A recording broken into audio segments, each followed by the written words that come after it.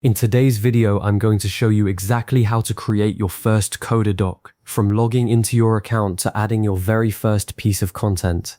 Coda is a truly powerful tool because it blends the flexibility of a document with the structure of a spreadsheet and the logic of an app, all in one seamless workspace. If you find this helpful, please like and subscribe, and let's get started. To begin, open your web browser and head over to coda.io.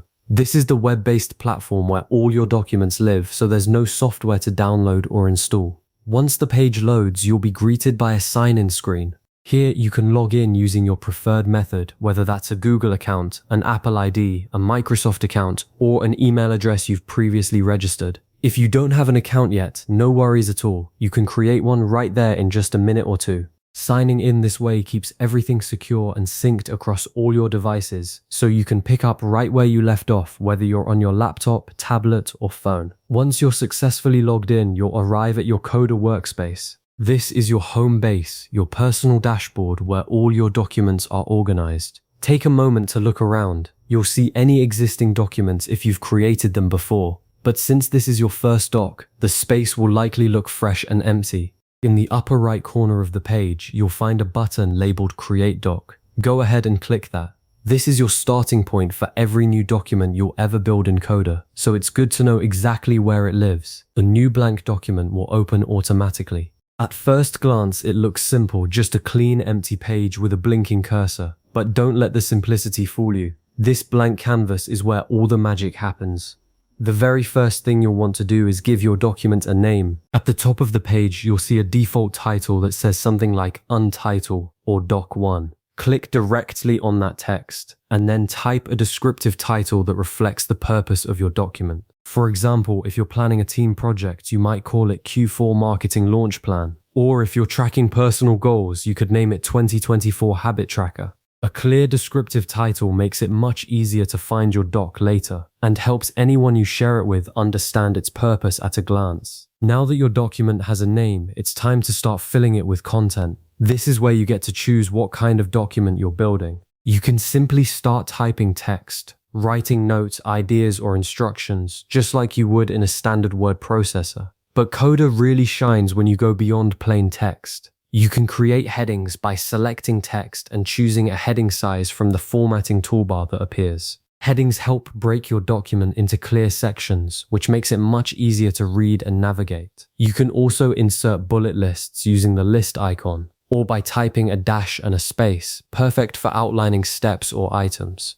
Checklists are equally easy. Just type a pair of brackets around a space, like an open and close bracket, and you'll have an interactive checkbox you can click to mark tasks as done. And tables are one of Coda's superpowers. You can insert a table by typing a slash and then the word table, or by finding it in the insert menu. Tables turn your document into a lightweight database where you can sort, filter, and organize information in rows and columns.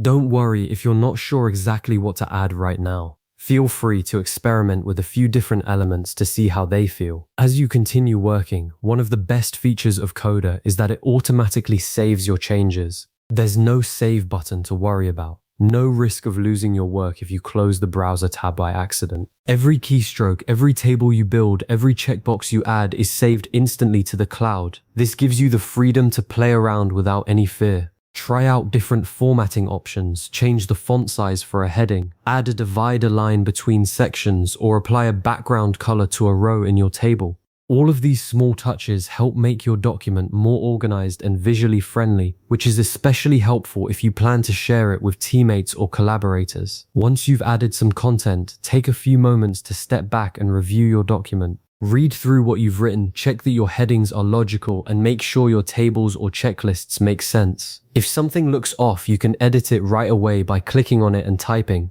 The beauty of a digital doc is that nothing is permanent. You can always rearrange, delete, or add more content later by simply returning to your Coda workspace, finding your document, and opening it again. There's no finality, no print and commit moment. You can iterate and improve as your project evolves. Your first Coda document is now ready to use, and congratulations on getting started. This single document can become the foundation for so much more. As you become more familiar with the platform, you can add additional pages nested within the same doc to organize different sections, create databases that connect related information across pages, automate workflows using formulas and buttons, and invite colleagues to collaborate in real time. Eventually, you might build a complete project management system, a CRM for your freelance clients, or a personal knowledge base, all starting from this one simple doc. A few final tips to carry with you. Always give your document a clear and descriptive title, because that's how you and others will find it later. Organize your content using headings and lists for better readability, especially if your doc grows long. Explore the slash menu by typing a / anywhere on your page. That brings up a list of every element Coda offers, from tables and checklists to buttons, images, and even integrations with apps like Google Calendar and Slack. And remember, Coda automatically saves your work as you edit, so you never have to worry about losing progress. Thanks so much for watching. If you found this helpful, save the video for when you need a refresher, and I'll see you in the next one.